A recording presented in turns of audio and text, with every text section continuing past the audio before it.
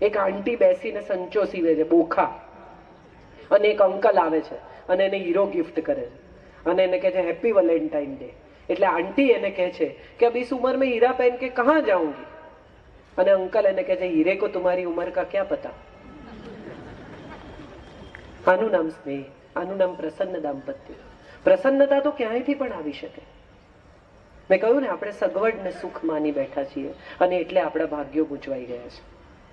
હું ઘણીવાર હમણાં એક IAS ઓફિસર્સની મેસમાં જ્યારે હું બોલવા ગઈ ત્યારે મેં કહ્યું કે જે પતિ પ્રામાણિક રહી શકે છે ને, એની પાછળ એની સંતોષી પત્ની છે. જેટલા સરકારી ઓફિસર્સ પ્રામાણિક છે, જેટલા સરકારી ઓફિસર્સ પોતાનું કામ મજબૂતીથી કરે છે, એની પાછળ એની સંતોષી પત્નીને તમારે 100 માંથી 100 માર્ક આપવા પડે કે બીજા જોડે પોતાની કમ્પેરિઝન નથી કરતી, કે જોયું પેલા તો કેટલું કમાય છે, તમે નથી કમાતા, આવું નથી કરતી ને, એ પત્નીઓને માર્ક આપવા પડે.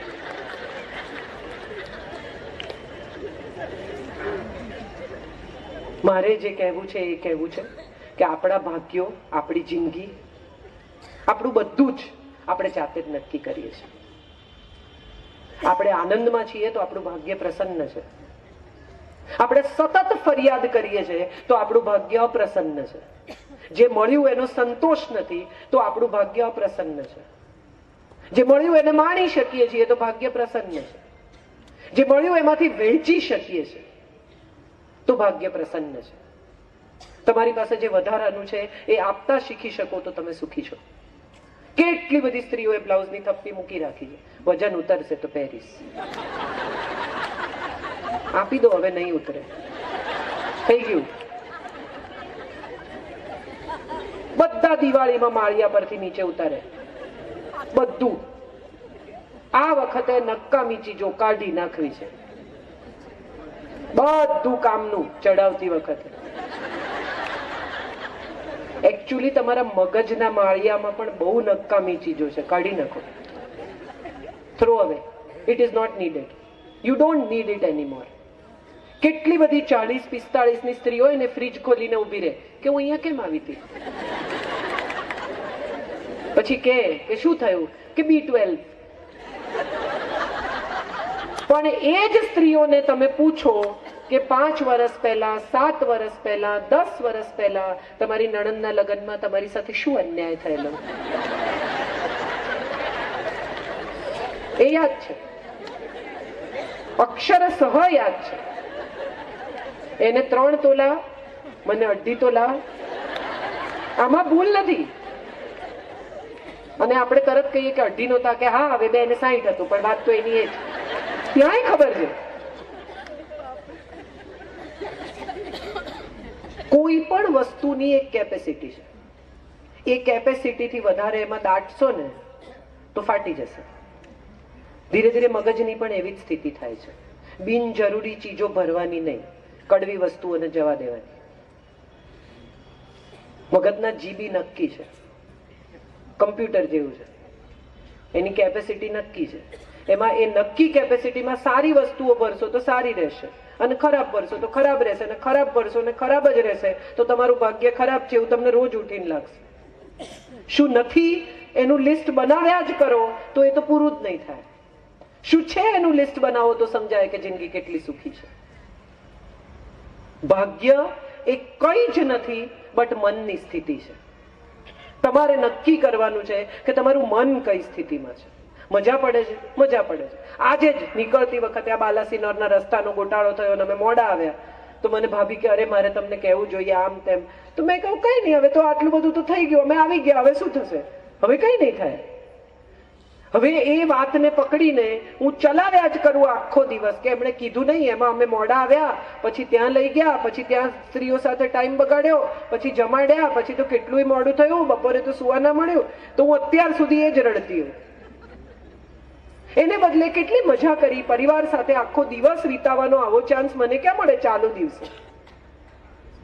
એ રીતે પણ જોઈ શકાય. એ રીતે આપણે જોતા જ નથી, માટે આપણે દુઃખી છીએ. શું નથી થયું એ બધી ખબર છે. હું ભણવા માંગતી હતી પણ મારા મા બાપે ભણાવી નહીં. વેરી ગુડ, વાંચી તો શકો ને. લાઇબ્રેરી છે, જાઓ પુસ્તકમાંથી, લાઇબ્રેરીમાંથી પુસ્તકો લાવીને વાંચો. ડિગ્રી કરતા વધારે જ્ઞાન મળશે તમને. એવો વિચાર આપણે નથી કરતા. શું નથી મળ્યું એનું લિસ્ટ કરો.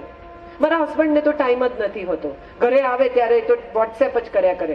એટલા માટે વોટ્સએપ કરે છે કારણ કે જો એ તમારી સાથે વાત કરવા જાય તો તરત તમે ફરિયાદ શરૂ કરો છો. કેટલી બધી પત્નીઓને હું ઓળખું એવું કે બીજા સાથે તો હસી હસીને બોલે છે. તમે વિચારી જુઓ કે બીજા સાથે ખરાબ રીતે બોલે તો તમને ગમે? અહીંયા આવ્યા હોય ને કોઈ એમ કે અરે વાહ વજન બહુ ઉતારી કાઢ્યું, કે આ તો ઉતાર્યું, તમારે શું? આવી રીતે કોઈને જવાબ આપે તો ગમે તમને? પારકા સાથે તો માણસ હસીને જ બોલે.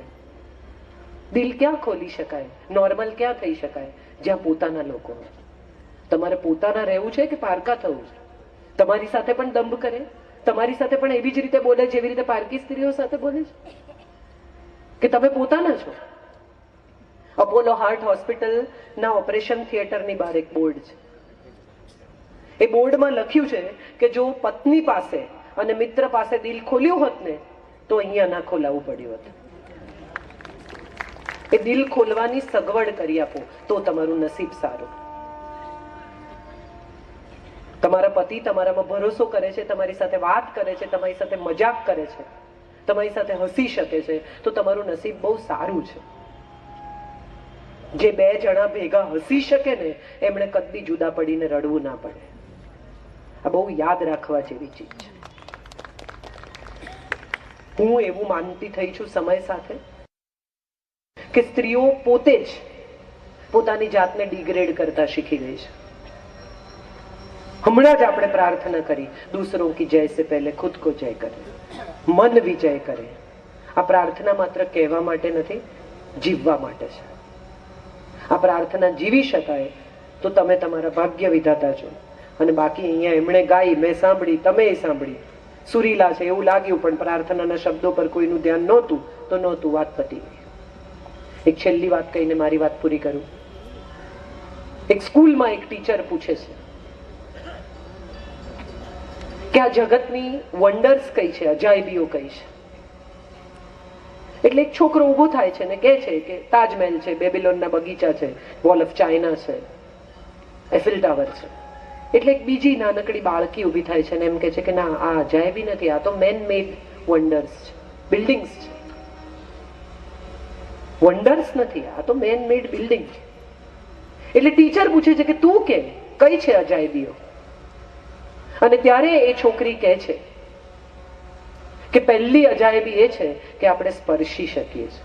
વી can touch and feel the touch till we are alive. And every touch has a meaning.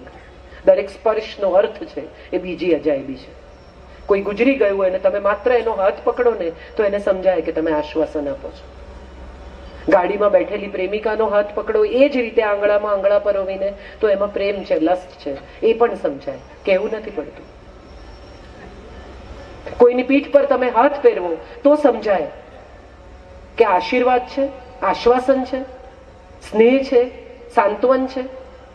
એક પણ શબ્દ બોલ્યા વગર તમારો સ્પર્શ તમારી ભાવનાને અભિવ્યક્ત કરી શકે છે. વિશ્વનો કોઈ પણ માણસની ભાષા સમજી શકે છે. આ બીજી અજાયબી છે. ત્રીજી અજાયબી એ છે કે આપણી આંખમાં પાણી છે, આંસુ છે. અને આંસુનો અર્થ છે વિરહના આંસુ લીલા, ઈર્ષાના લાલ, પ્રેમના ભૂરા. આવું બધું નથી, એક જ રંગના આંસુ આવે છે. અને છતાંય ખબર પડે છે કે દીકરો અચાનક ઘેર આવી જાય અને માં બારણું ખોલે તો હર્ષના આંસુ છે. અરે રે, આ ક્યાં આવ્યો એવું કરીને નથી રડતી મમ્મી. આંખમાં પાણી છે પણ આનંદનું પાણી છે.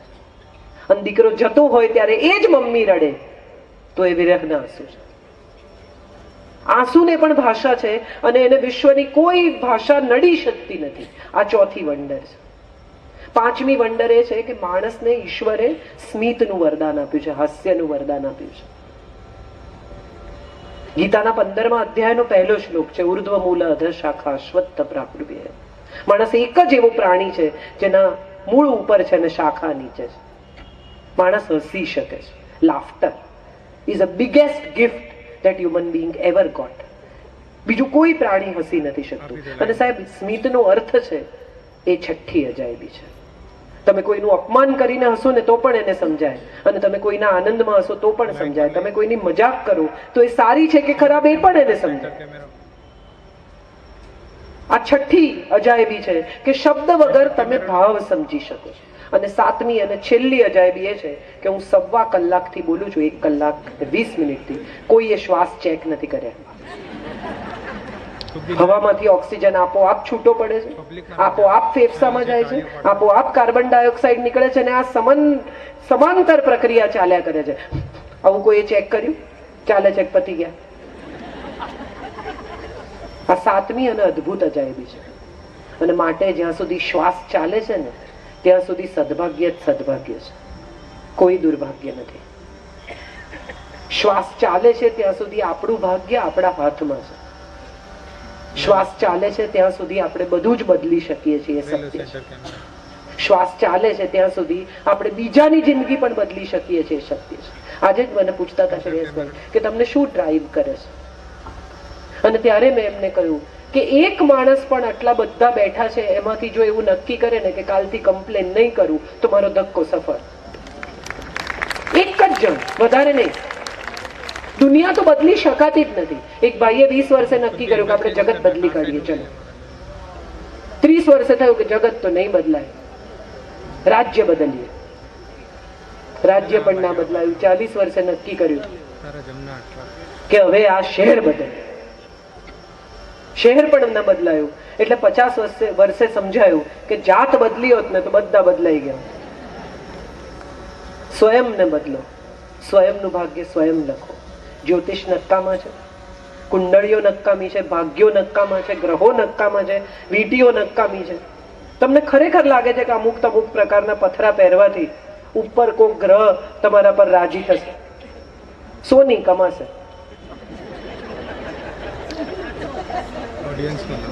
આટલું થશે, એનાથી વધારે કઈ નહીં થાય. એટલું સોનું વસાવી શકશો ઘરમાં.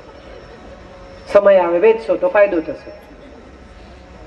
હું એવું માનું છું કે જિંદગી માણસ જાતે જ નક્કી કરે છે અને જાતે જ જીવે છે. મારો 1.5 વર્ષનો દીકરો 3 માળથી પડીને ગુજરી ગયો ને ત્યારે બહુ બધા લોકોએ મને જાતનું કહ્યું, આમ વિધિ કરો ને તેમ વિધિ કરો ને આમ કહેવાય ને તેમ કહેવાય ને. એના પછીનું બાળક જયારે જન્મ લેવાનું હતું તથાગત, ત્યારે બધા એમ કહ્યું કે આપણે મુહૂર્ત જોઈએ એના સિઝેરિયનનું. અને ત્યારે મેં એવું કહ્યું કે બધું તમે મુહૂર્ત જુઓ ને તમે બધું નક્કી કરો ને સમયસર ચીરો મૂકશે ને સમયસર બહાર કાઢશે. વીજળી જતી રહી તો નહીં થાય. અને પછી વહેમ આવશે કે આ ખોટા સમયમાં સિઝેરિયન થયું. મારે જાણવું જ નથી. જેમ નોર્મલ ડિલિવરી થાય એમ નોર્મલ સિઝેરિયન તમે નક્કી કરો એ ટાઈમે ડોક્ટર આવે, સ્ટરીલાઇઝ કરે, એની મેળે ખોલે, એની મેળે બાળકને બહાર કાઢે ને બહાર નીકળે એનો જન્મ સમય. મારે કશું જ ગોઠવવું નથી. મારો દીકરો મજા કરે છે, 21 વર્ષનો છે, એની રીતે એની જિંદગી જીવે છે. એની કુંડળી પણ અમે હજી સુધી કોઈને બતાવી નથી. અમે કુંડળી જોઈને પરણ્યા નથી. અને છતાંય હું સુખી છું, તમારી સામે ઊભી છું. કોઈ સમસ્યા હજી સુધી ઈશ્વરની કૃપાથી નથી. કૃપાનો પ્રયાસ કરો. એની કૃપા તમારા પર થાય એનો ચોક્કસ પ્રયાસ કરો. કોઈને સુખી કરો, કોઈને હસાવો, કોઈને આનંદ આપો, કોઈની સાથે વહેંચો, કોઈનું પેટ ભરો, કોઈને સાજા કરો, બીમાર પાસે જઈને બેસો. તમારું ભાગ્ય આપોઆપ બદલાઈ જશે. હું નથી માનતી કે કોઈ કુંડળીઓ કામ કરે છે. હું હંમેશા એવું માનું છું કે આશીર્વાદ અને દુઆ કામ કરે છે. જેટલી વધારે દુઆ, જેટલા વધારે આશીર્વાદ ભેગા કરશો એટલું સદભાગ્ય વધતું જશે. આવી મને સમજણ પડે છે અને હું આવું જીવું છું. તમને જો હું આદર્શ લાગતી હોઉં, આ 1000 માણસ મને સાંભળવા આવ્યા હોય તો આ 1000 લોકોને મારે એટલું કહેવું છે કે હું કોઈ નજુમી, કોઈ ફકીર, કોઈ ભુવા, કોઈ કુંડળી, કોઈ જ્યોતિષમાં માનતી નથી. તમે પણ જો બની શકે તો આમાંથી નીકળી જજો. આ અંધશ્રદ્ધા છે. શ્રદ્ધા એક જ છે અને એ છે કે આપણી ભીતર છે, એ જ બહાર છે. આટલી જ શ્રદ્ધા છે, આના સિવાયની કોઈ શ્રદ્ધા નથી. રજનીશજીને એકવાર કોઈકે પૂછેલું કે તમે તો ભગવાનમાં માનતા નથી, તમે પ્રાર્થના કરો તો શું કરો? અને ત્યારે એમણે જે કહેલું ને એ હું માનું છું મારી આજની છેલ્લી લાઈન છે. એમણે એમ કહેલું કે હે ઈશ્વર, હે પરમાત્મા, હે પરમ તત્વ, હે પિતા, હું જે માગું ને એને મને લાયક બનાવજે, અને નહીં તો હું જેને લાયક હોઉં એ મને આપજે. આ સત્ય પ્રાર્થના છે. અંતે આ જ પ્રાર્થના ફળે છે અને આ જ પ્રાર્થના સત્ય છે. તમે જે માગો એને લાયક થાઓ, અને નહીં તો તમે જેને લાયક છો એ તમને આપોઆપ મળી જશે, કોઈ ચિંતા નહીં. આ જીવનનું સત્ય છે, આ ભાગ્યનું સત્ય છે, આ કુંડળીનું સત્ય છે, આ શ્રદ્ધાનું સત્ય છે. બહુ જ આભારી છું તમારા સૌની કે એટલા સ્નેહથી, એટલા આદરથી, એટલા વાલથી તમે બધા આવ્યા. આજે શુક્રવારના દિવસે સર તમે રોકાયા, બહુ જ આભારી છું. અને ગુજરાતી નહીં समझता होगा छतां कलेक्टर साहब रोकाया. मुझे नहीं पता सर आप क्या समझ पाए, लेकिन मुझे इतना भरोसा है कि मैंने जो कहा है सच कहा है. બહુ જ આભારી છું શ્રેયસભાઈની, ભાભીની, જેમણે પરિવારનું સભ્ય ગણીને મને સ્વીકારી છે. તમે બધાએ આટલો સ્નેહ આપ્યો છે. મારે પણ એ જ કહેવું છે કે જ્યાં સુધી અહીંયા ઊભી રહીશ ત્યાં સુધી તમારા સ્નેહને લાયક બનીને ઊભી રહીશ. એવું કંઈ જ નહીં કરું કે જે જોઈને તમને એમ લાગે કે ઓ ગોડ અમે આને આટલું માન આપ્યું. તમે જેટલો પ્રેમ આપો છો, જેટલું માન આપો છો, એને લાયક બનીને જીવીશ. મેં ફેસબુક પર મારા સ્વિમસૂટમાં ફોટા મૂક્યા, એ વાત મેં અધૂરી મૂકી. એની પછી મેં જવાબ લખેલો, એમાં મેં લખેલું 3 વસ્તુ. પહેલી કે એક માં એક દીકરા સાથે મજા કરતી હતી, એ તમને ન દેખાયું. મેં શું પહેર્યું હતું એ તમને દેખાયું. પહેલી વાત. બીજી મહત્વની વાત કે ગુજરાતી સ્ત્રીએ 52 વર્ષે સ્વિમસૂટ પહેરી શકે એવું શરીર રાખવું જોઈએ. અને ત્રીજી સૌથી મહત્વની અને સૌથી ઇમ્પોર્ટન્ટ વાત એ છે કે આપણને શોર્ટ્સ પહેરીને સંસ્કૃત બોલતી છોકરી નથી ચાલતી, આપણને સાડી પહેરીને શરાબ પીતી ચાલે છે. આ દંભમાંથી નીકળી જાઓ. તમે જે છો તે પ્રગટ થાઓ તો તમને જે છે તે મળી રહેશે. Thank you so much. આપ સૌને મારા પ્રણામ. આભારી છું આપ સૌને. અને ગિરધરલાલ શેખની પરંપરાનો એક નાનકડો હિસ્સો બનીને આજે અહીંયા આવી. મારો પણ એવો પ્રયાસ હોય છે કે સમાજને કશું આપતી રહું.